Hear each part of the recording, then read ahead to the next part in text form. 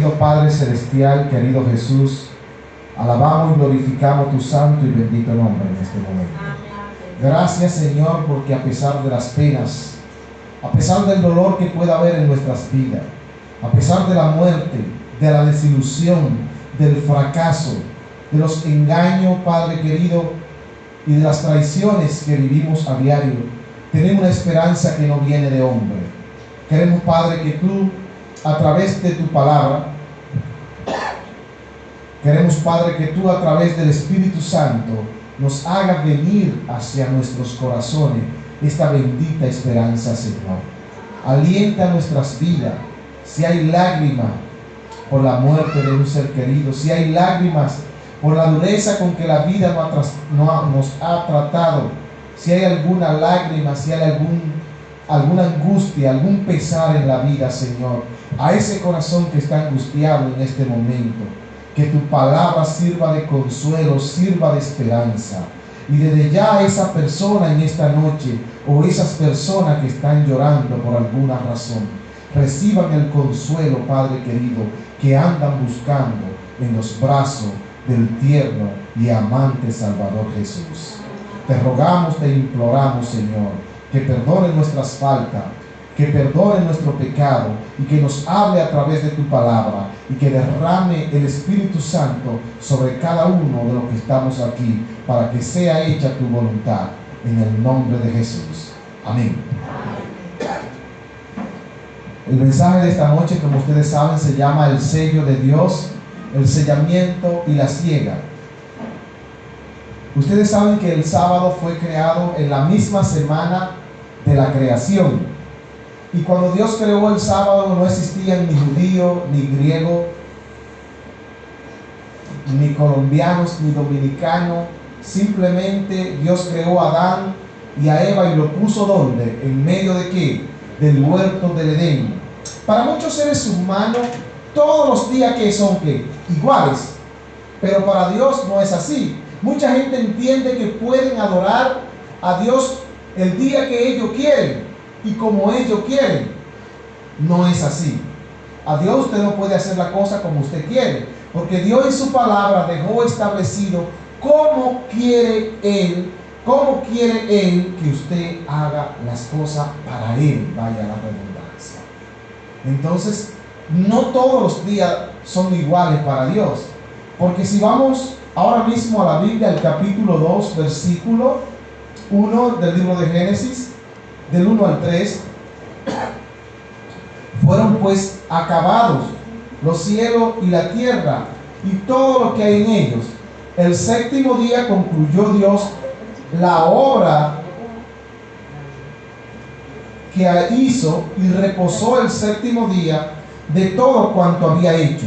Entonces bendijo Dios el séptimo día y lo santificó, porque en él reposó de toda la obra que había hecho en la creación. Palabra de Dios. Amén. Aquí está diciendo que el séptimo día tiene tres características fundamentales. Dios lo bendijo, Dios lo reposó y ¿qué más? Y lo santificó, lo apartó para un uso santo o para un uso sagrado. Dios a ningún otro día hizo eso. Escuchen esto. Con ningún otro día Jehová se lo apartó, se lo reservó, lo reposó, ni lo bendijo, ni lo santificó. Es el único día, de hecho, que en la Biblia aparece con nombre. Aunque aquí habla del séptimo día, ¿cómo podemos estar seguros que ese séptimo día del que está hablando aquí pertenece al sábado? Vamos conmigo al libro de Éxodo, capítulo 20, cuando Jehová le entregó en el monte Sinaí las dos tablas de la ley al profeta Moisés. Capítulo 11, versículo 8. Acuérdate, 28 de Éxodo, del sábado para santificarlo. 6 días trabajarás y harás toda tu obra, pero el séptimo día es de reposo para Jehová tu Dios. No hagas en él obra alguna. Entonces, el único día que Dios le puso nombre, aparte de bendecirlo, santificarlo y reposarlo, ¿fue a cuál? al sábado.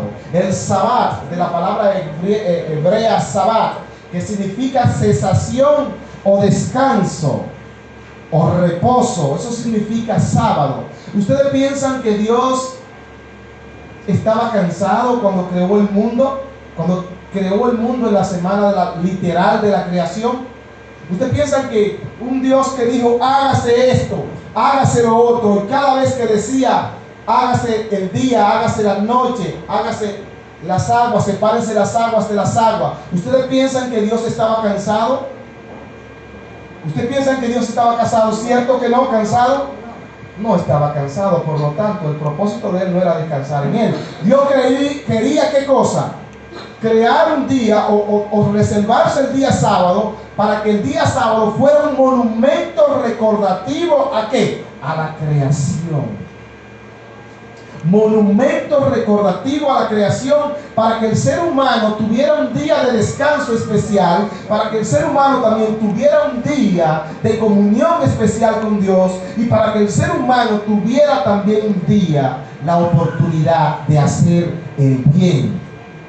Aunque el ser humano puede hacer bien todos los días de su vida, pero especialmente a Dios le agrada que nosotros, los hijos de Él, hagamos bien en sábado. Jesús hizo más sanaciones en sábado que en cualquier otro día, y así lo registran los 4 evangelios. Por lo tanto, Dios bendijo, reposó y santificó este día. Pero no solamente Dios lo bendijo, lo santificó y lo reposó. El capítulo 31 del libro de Éxodo, versículo 13, me gustaría que le compartieran la Biblia a los amigos de Cristo que están aquí. Los hermanos de la iglesia que tienen Biblia, por favor, que le compartan para que ellos puedan leer la palabra de Dios. 31:13 de Éxodo. Tú hablarás a los hijos de Israel y les dirás: en verdad vosotros guardaréis mi sábado, porque es una señal entre mí y vosotros por vuestras generaciones, para que sepáis que yo soy Jehová, que os santifico. Verso 16. Guardarán pues el sábado los hijos de Israel, celebrándolo a lo largo de sus generaciones, como un pacto perpetuo, para siempre. Verso 17. Para siempre será una señal entre mí y los hijos de Israel, porque en 6 días hizo Jehová los cielos y la tierra, y el séptimo día cesó, ¿y qué más? Y descansó. Será una señal que perpetua. ¿Por qué quizás estamos aclarando estos puntos que yo sé que mucha gente lo domina acerca del sábado? Para que podamos entender de que el sábado es algo más que un día de descanso, que es algo más que un día de reposo. Este sábado, o el sábado que cada semana reposamos, que cada semana cesamos de nuestras labores, al que Jesús mismo dijo que el sábado por causa del hombre que fue hecho, no el hombre por causa del sábado, y de quien Jesús dijo que el Hijo del Hombre es aún Señor de qué, del sábado. Ese sábado, además de todo eso, es también una señal. Es decir, el verdadero pueblo de Dios se distingue, para decirlo así, se identifica, tiene un indicador que lo identifica, ¿va? Como que es el pueblo de Dios. Es una señal por pacto perpetuo, dice la Biblia. Aunque déjenme decirle que Jehová creó el sábado en la semana de la creación, desde el cielo ya se guardaba el sábado. ¿Cuánto lo creen? Amén.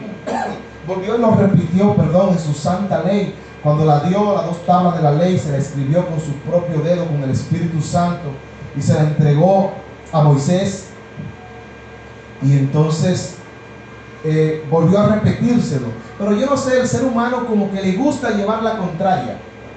El ser humano le gusta actuar diferente, de manera adversa a lo que Dios quiere.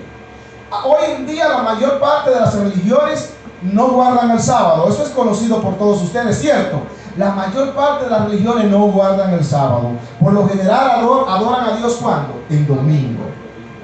Pero eso no es nuevo. Los hijos de Israel, capítulo 20 del libro de Ezequiel, miren lo que ocurre, miren lo que pasaba. Versículo 11. Le di mis estatutos, 20:11 de Ezequiel. Le di mis estatutos y les hice conocer mis decretos, por los cuales el hombre que los cumpla, ¿qué cosa? Vivirá. Y les di también que mis sábados, para que fuesen o para que fueran por señal entre yo y ellos, para que supieran que yo soy Jehová, que los santifico. Pero se rebeló contra mí la casa de Israel en el desierto. No anduvieron en mis estatutos y desecharon mis decretos, por los cuales el hombre que los cumpla vivirá, y mis sábados profanaron en gran manera. Dije por tanto que derramaría sobre ellos mi ira en el desierto. ¿Para qué? Para exterminarlo. Pero fíjense lo que está diciendo Dios aquí, que también los hijos de Israel, desde antaño, desde antiguo, desde los siglos primeros, ya profanaban el santo sábado, ya quebrantaban la santa ley de ¿quién? De Dios. Es que el enemigo, a ese pueblo que se identifica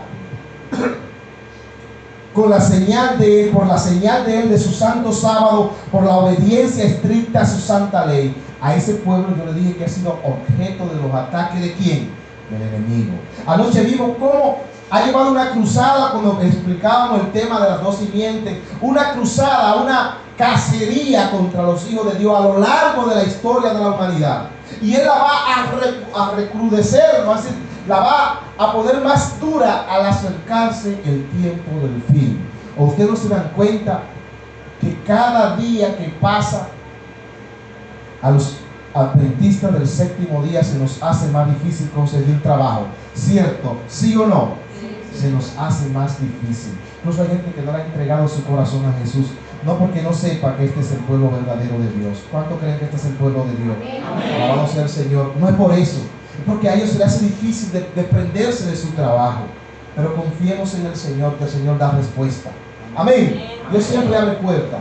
Todos los adventistas que estamos hoy día obedeciendo, guardando su ley y sus mandamientos, Jehová nos provee. Amén. Hermano Carlos, ¿cierto? Lo cierto es que, ¿cómo podría ser? Porque todavía aquí, aunque el pueblo desobedecía los mandamientos de Dios,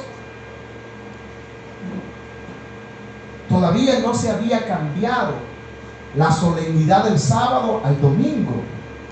Y quisiera primero, antes de tocar ese tema, que pudieran ir conmigo al capítulo 8 del libro de Isaías. Versículo 6. Dice la palabra de Dios, versículo 16 de Isaías: ata el testimonio, sella la instrucción entre mis discípulos, sella la ley entre mis discípulos, ata el testimonio, sella la ley o sella la instrucción entre mis discípulos. ¿Qué está diciendo la palabra? Está diciendo que el verdadero pueblo de Dios, que los verdaderos discípulos de Dios se distinguen porque guardan su mandamiento, dan el testimonio de que son hijos de Dios porque están sellados por la santa ley de ¿qué? De Dios. El verso 20 dice: a la ley y al testimonio, si no hablaren o si no dijeren conforme a esto, es porque no le ha amanecido. Y al que no le ha amanecido, ¿cómo está? En oscuridad, está en tiniebla, está en la noche. De manera general, de manera más amplia, la santa ley de Dios es el sello de Dios. Ahora, de manera específica, el cuarto mandamiento, el sábado como día de reposo, es la señal o el sello de Dios. ¿Me di a entender lo que estoy diciendo acá ahora? De manera amplia, como dice el profeta Isaías: ata el testimonio, sella la ley, sella la instrucción entre mis discípulos. Los discípulos de Dios, los verdaderos adoradores de Dios, se distinguen porque testifican de esa ley, obedecen esa ley. Y especialmente están identificados por el cuarto mandamiento de Dios. Amén. Amén. Y hay algo más, el sello de Dios. ¿Qué significa el sello de Dios? Cuando usted le pone una estampa, el sello es una estampa o una marca que acredita o amerita que eso es ¿qué? ¿Propiedad de quién? De alguien, ¿sí o no? Y en el sello aparece el nombre de la persona, la demarcación de la persona, los atributos de la persona, el nombre, ¿no?, de la compañía, de la empresa, y los atributos, las características que identifican a esa empresa. Y cuando usted lo sella, está diciendo que ese documento o de lo que se trate pertenece a ¿qué? A esa empresa, o tiene que ver con ¿qué? Con esa empresa. Entonces en el sello de Dios aparece ¿qué cosa? El título del legislador. ¿De quién es el legislador? Jehová de los ejércitos, Cristo Jesús. Amén. Amén. Y aparecen los atributos del legislador. Está revelado el carácter en esa santa ley de él, que es los principios eternos del gobierno de quién? De Dios.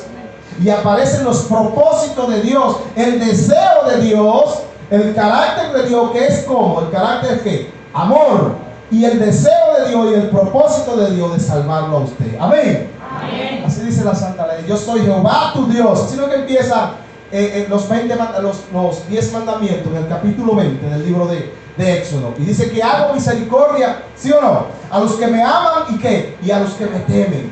Gloria a Dios.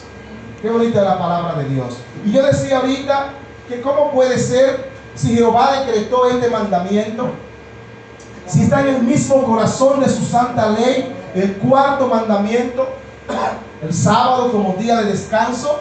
¿Cómo puede ser que hoy la inmensa mayoría de la humanidad no lo guarda? Sin embargo, la propia Biblia también da la respuesta. Quisiera invitarlo a que fueran conmigo al capítulo 7 del libro de Daniel. Aquí habla de que habría en el futuro, ¿no?, un poder político, religioso, que trataría de ¿qué? De cambiar los tiempos y la ley.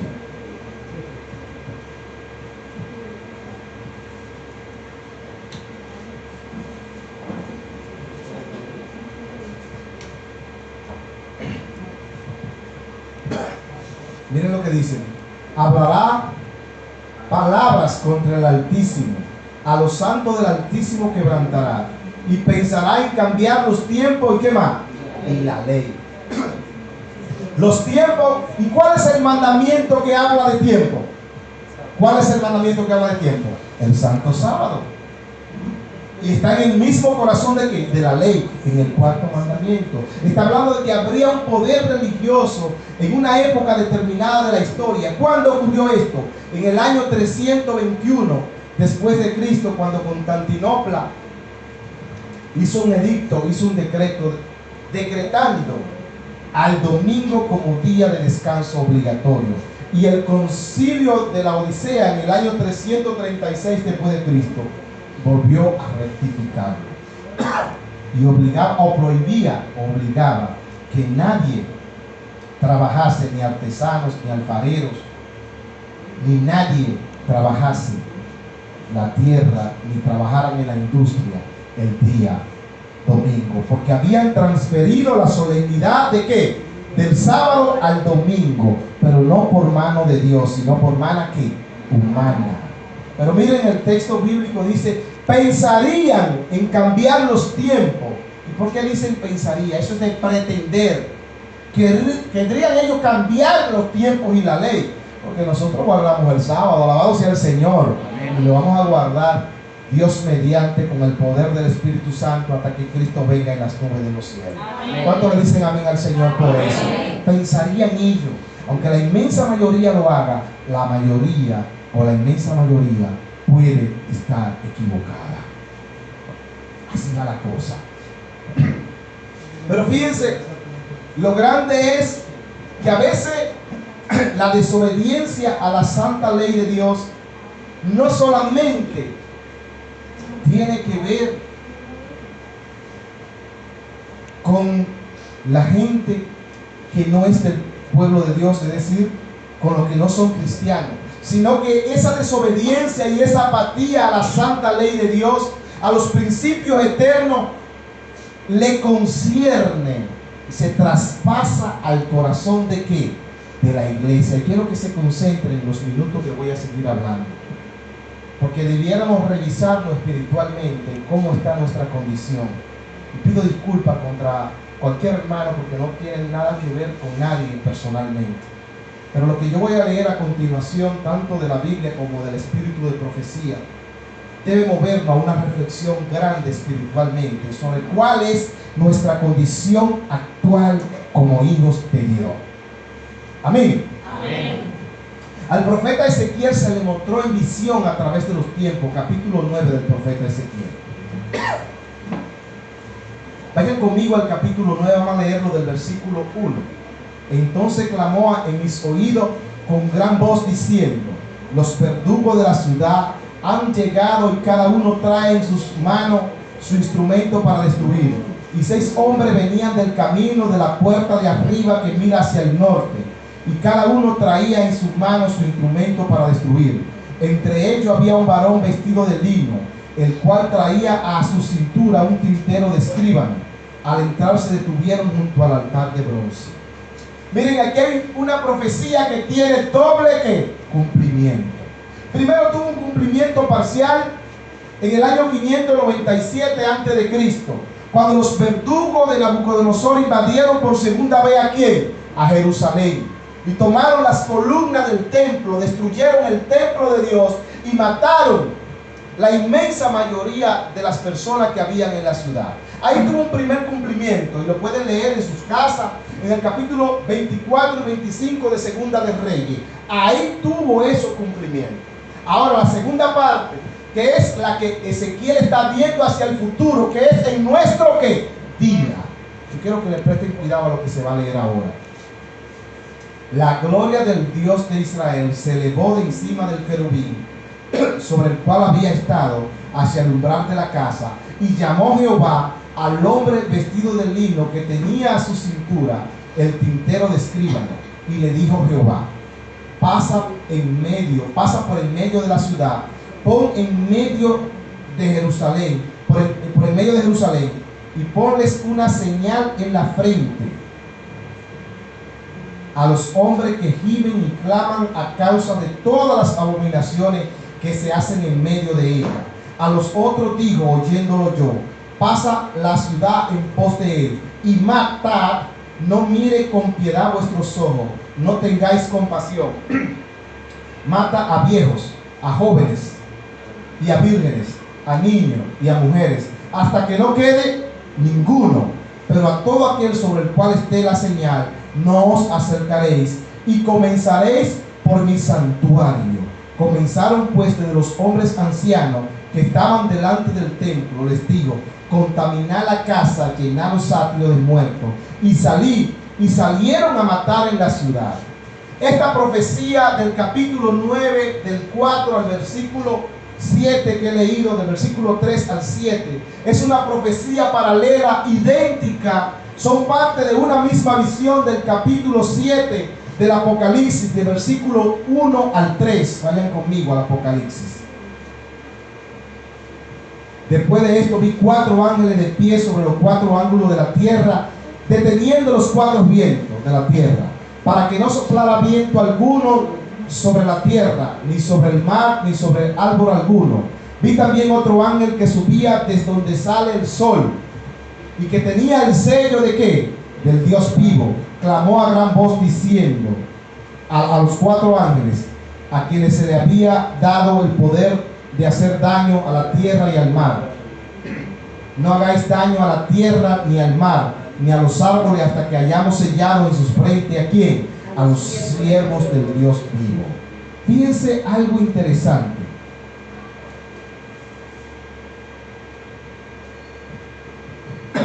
Está diciendo algo aquí, que pasa, viene un ángel con tintero de escribano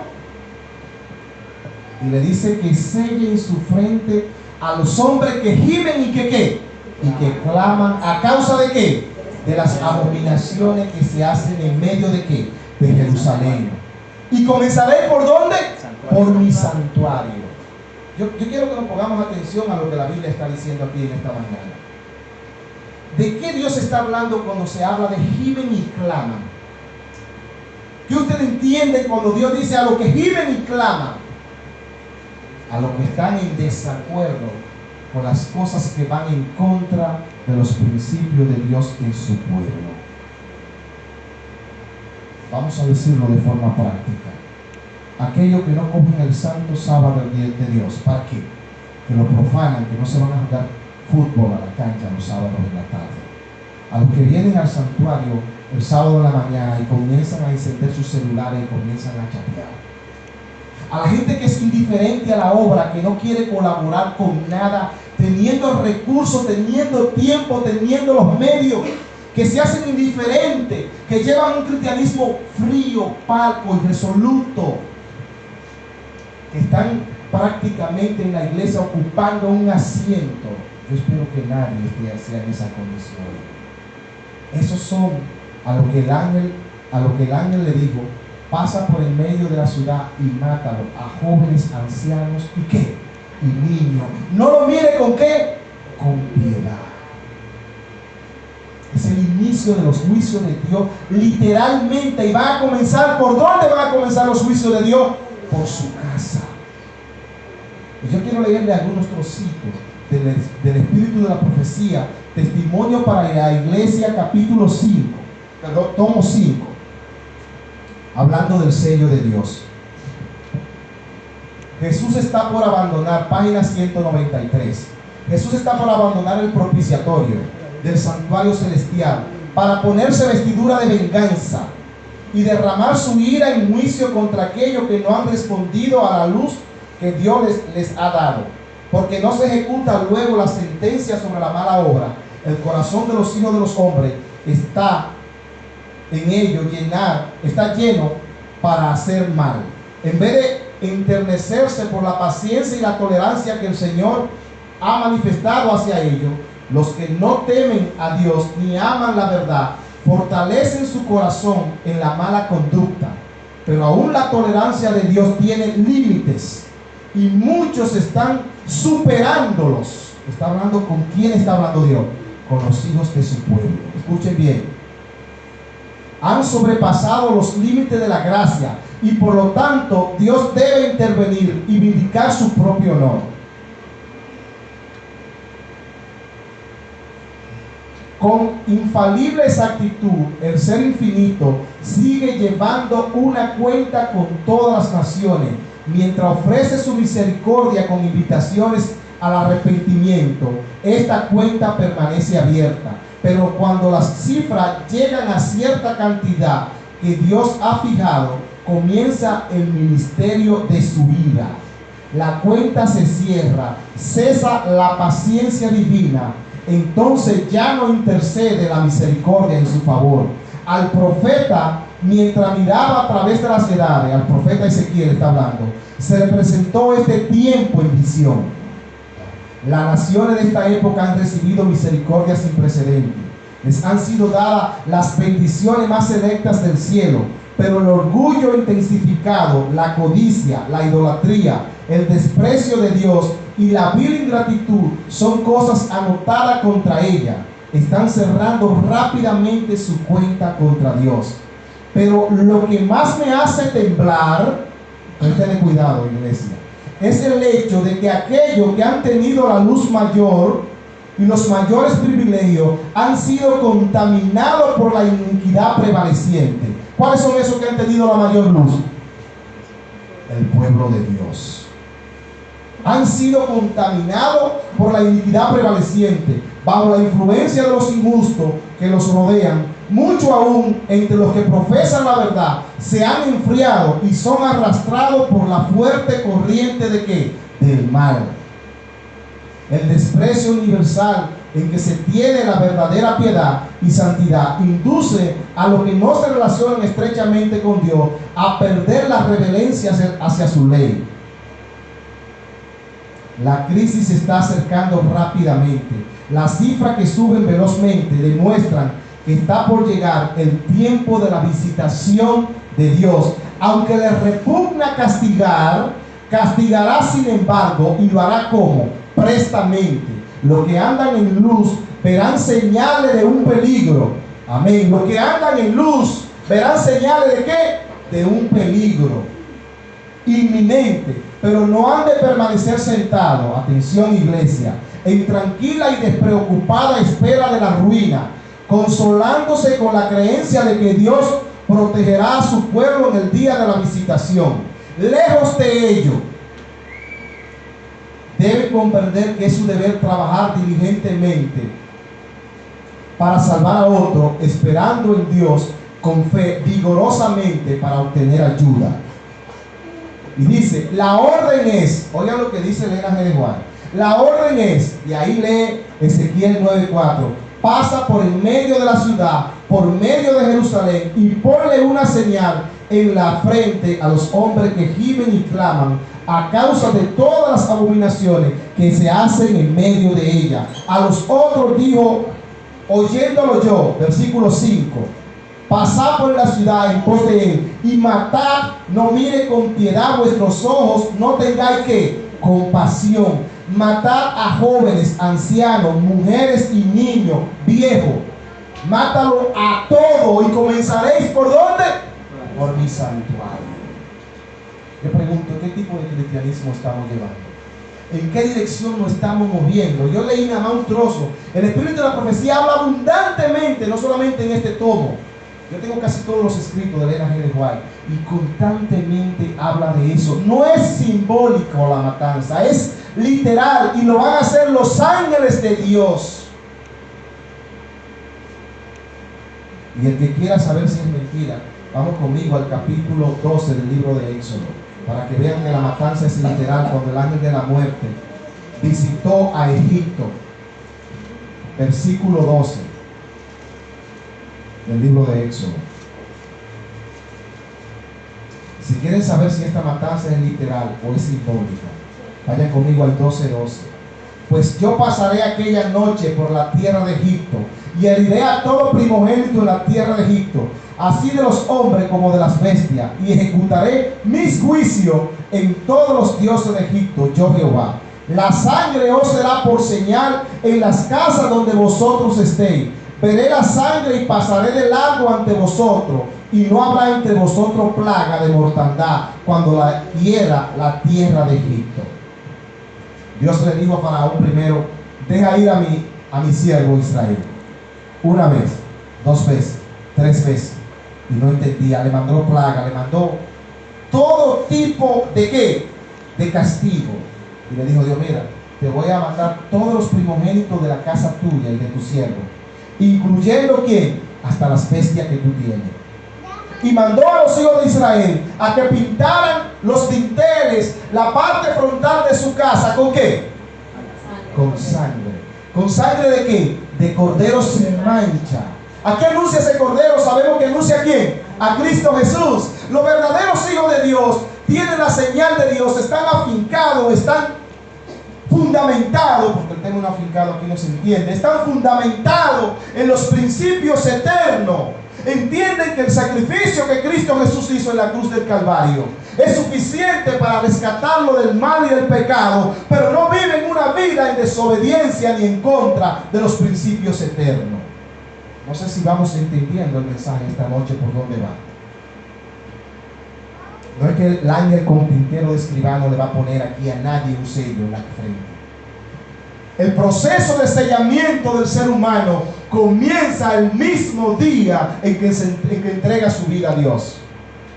Ese mismo día el ser humano que entrega su vida a Dios comienza a fundamentarse en los principios eternos, en su santa ley, en todo lo que dice su santa palabra. Eso es el sellamiento, es fundamentarse en la santa ley de Dios, vivirla, dar testimonio acerca de ella, de que usted es cristiano, no solamente que usted viene un rato los sábados a la iglesia, en el culto divino, no solamente que usted como cristiano no tiene tiempo para asistir a los grupos pequeños. Y le puedo decir de paso que el cristiano que viene solamente los sábados a la iglesia es un cristiano que está condenado a enfriarse hasta apagarse.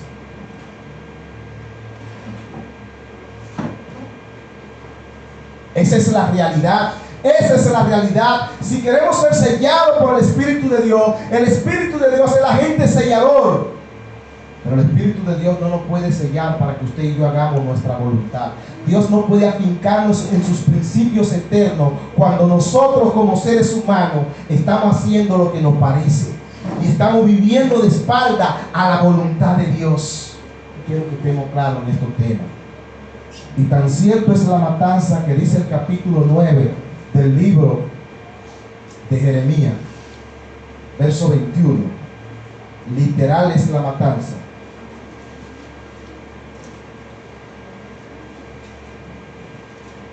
Y 22, 9, 21 y 22 de Jeremías. Porque la muerte ha subido por vuestras ventanas y ha entrado en nuestros palacios para exterminar a los niños en la calle, a los jóvenes en las plazas. ¿Se dan cuenta? Di, así dice Jehová, los cuerpos de los hombres muertos caerán como estiércol sobre la faz del campo, como manojos tras el segador, y no hay quien que los recoja.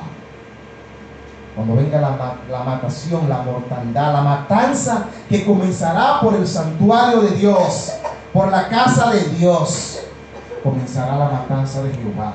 A los que no estén viviendo a la altura de la luz que ha sido depositada ante nosotros.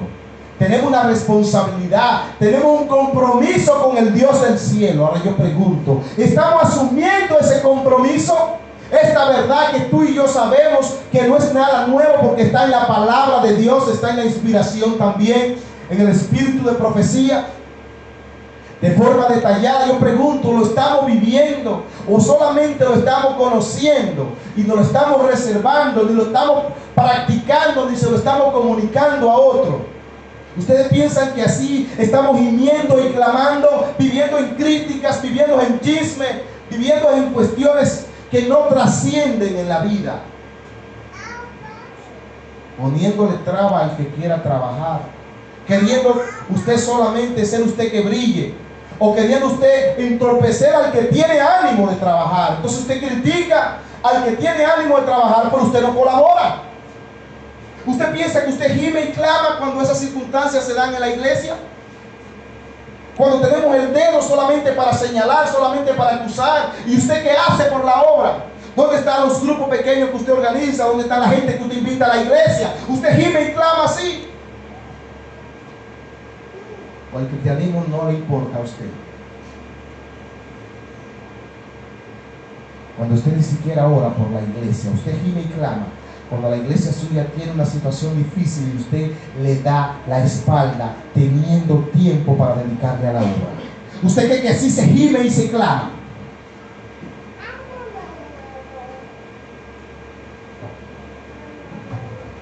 Pasa por el medio de la ciudad, mátalo a todos. Recuerden lo que Dios le dijo a Saúl. Mata al rey de Amalek, a los amalecitas, y no deje, mata hasta lo de pecho, ¿sí o no? ¿No fue la orden que Dios le dio a él? Cuando Dios le dijo a Abraham que iba a destruir a Sodoma y a Gomorra, ¿fue literal o fue simbólico? No fueron dos ángeles y mataron y le prendieron candela a Sodoma y a Gomorra, ¿cierto? ¿Sí o no? No bajaron fuego y azufre del cielo, dos ángeles que andaban con el propio Cristo. Entonces esa matanza es literal. Y comenzaréis ¿por dónde? Por mi santuario. Los juicios deben comenzar ¿por dónde? Por la casa de Dios.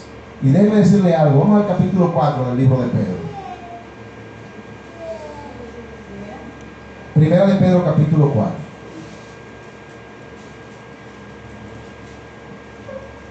Verso 16. Verso 15, vamos a leer verso 15. Así que ninguno de vosotros padezca como homicida, ladrón o malhechor, o por entrometerse en lo ajeno. Oigan esto, hermano, oigan lo que está diciendo el apóstol Pedro acá. Que nadie debe padecer como homicida, como malhechor, como ladrón, ni por entrometerse en lo ajeno. Pero vean lo que dice el verso 16. Pero si alguno padece como cristiano, no se avergüence, sino que glorifique ¿a quién? A Dios por ello. Pero hay cristianos que se avergüenzan y tratan de esconder la Biblia cuando vienen a la iglesia.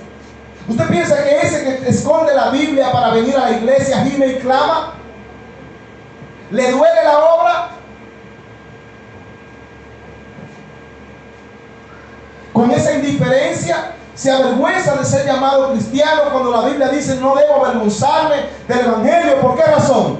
Porque es poder de ¿quién? De Dios. Y dice, es tiempo de que el juicio comience por la casa de Dios. Y si primero comienza por nosotros, ¿cuál será el fin de aquellos que no obedecen al evangelio de Dios? Ustedes piensan que si Dios comienza el juicio por su casa, la matanza, ¿usted piensa que va a dejar al impío así que haga lo que quiera? Ustedes escuchan lo que estamos hablando aquí.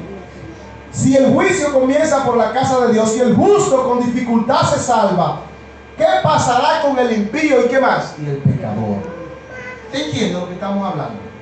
Para que nosotros hoy, amigos de Cristo, visita que está aquí en esta noche y hermano de la iglesia, creemos conciencia del momento actual, de la solemnidad del momento. Y el verso 19 dice, de modo que los que padecen según la voluntad de Dios, es decir, los que gimen y claman, encomienden sus almas al fiel Creador y hagan ¿qué? Hagan el bien. El problema es que muchos estamos en la iglesia y estamos indiferentes. Y no nos damos cuenta que el tiempo de gracia se nos puede acabar en un determinado momento. Y muchos están dejando para última hora la preparación que Dios requiere de nosotros. Y miren lo que dice el capítulo 8, verso 20 del libro de Ezequiel. No, perdón, el libro de Jeremías. 8:20 de Jeremías. Hablándonos a nosotros como cristianos, para que no nos acontezca esto que dice la palabra. Pasó la siega, se acabó el verano, pero nosotros no hemos sido salvos, nosotros no hemos sido salvados. Se acabó la siega, pasó el verano, a muchos se les puede acabar el tiempo de gracia o de otra forma. Hermanos queridos, la muerte es un enemigo, es un intruso que nos puede afectar en un momento determinado. Ustedes saben lo triste y la tristeza que hay en los corazones de los seres humanos que se les muere un pariente. Yo lo digo porque lo he experimentado personalmente. Hermano mío, 2 hermanos míos muertos en accidente, mi padre y mi madre murieron en accidente. Amigos que yo quiero, hermanos de la iglesia, hermanas de la iglesia mueren. Pero la muerte les llega a cualquier ser humano. Yo pregunto, amigo de Cristo, amigo que está aquí de Cristo y hermano de la iglesia, ¿ustedes piensan que la muerte no nos puede llegar a cualquiera de nosotros en un momento que menos esperamos, como siempre ocurre? ¿Y cuál es la situación espiritual nuestra? ¿Estamos prevenidos para ella? ¿Estamos preparados? ¿Nos estamos afianzando en Dios y su principio? ¿Estamos buscando la salvación entre la puerta y el altar, como dice la Escritura? ¿Estamos rogando, estamos implorándole a Dios, estamos gimiendo, estamos clamando, buscando la santidad de Dios cada día, o solamente nos acordamos de usar la Biblia cuando venimos al culto? Así no podemos gemir, así no podemos clamar, así no podemos ser sellados por el Espíritu de Dios. No podemos afianzarnos a los principios eternos. No estamos menospreciando el sacrificio que Jesús hizo en la cruz del Calvario. Miren, capítulo 14 de Apocalipsis, versículo 14.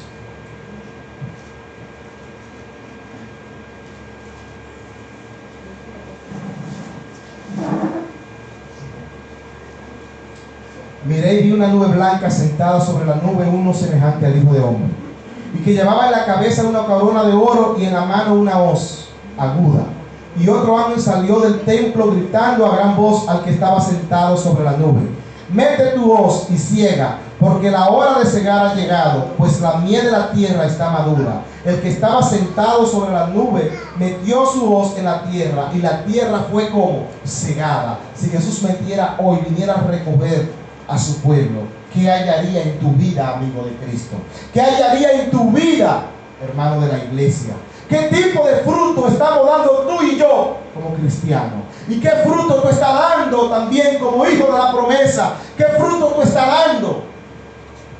¿Has aceptado tú la invitación de Dios? ¿Te has acercado a Dios pidiendo misericordia? ¿O quieres vivir distanciado de Dios, desobedeciendo, no entendiendo que Dios de tiempo en tiempo te está llamando a ti, amigo de Cristo?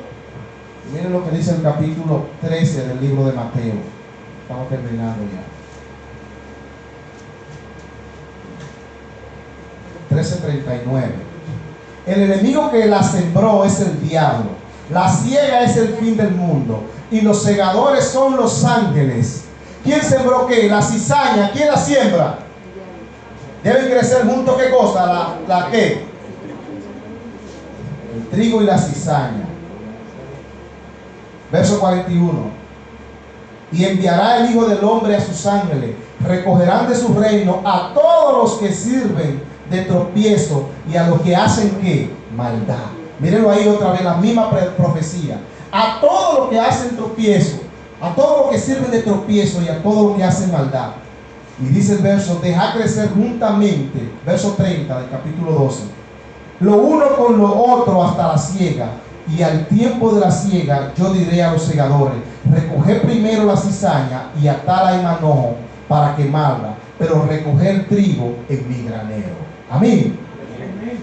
Capítulo Ezequiel, capítulo de Joel, capítulo 3. Terminamos con ese pensamiento. 3 de Joel, versículo 12.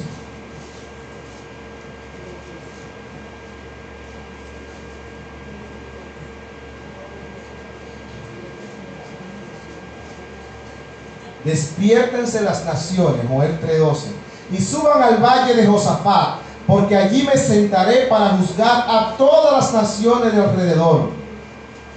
Meté la hoz porque la mies está ya madura. Venid, descended porque el lagar está lleno y rebosan las cubas, porque mucha es la maldad de ellos.